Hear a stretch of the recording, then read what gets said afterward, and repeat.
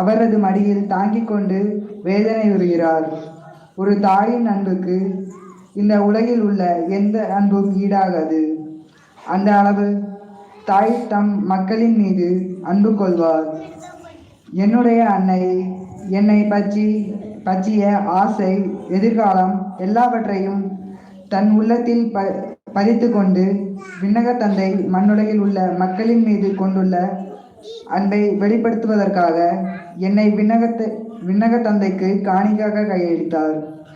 இன்று உங்கள் தாய் உங்களை பற்றிய ஆசை, எதிர்காலம் எல்லாவற்றையும் உள்ளத்தில் புதைத்துவிட்டு உங்களின் விருப்பப்படி கடவுளுக்கு ஏற்ற கருவியாய் கையளித்துள்ளார். நீங்கள் எங்கு இருந்தாலும் உங்களையே என்று நினைத்து கொண்டு உங்களில் பாசமிகு குரலை கேட்க ஆவலோடு காத்திருக்கிறார். நீங்கள் உங்கள் தாயை தினமும் நினைக்கிறீர்களா? உங்கள் அன்னைக்காக நீங்கள்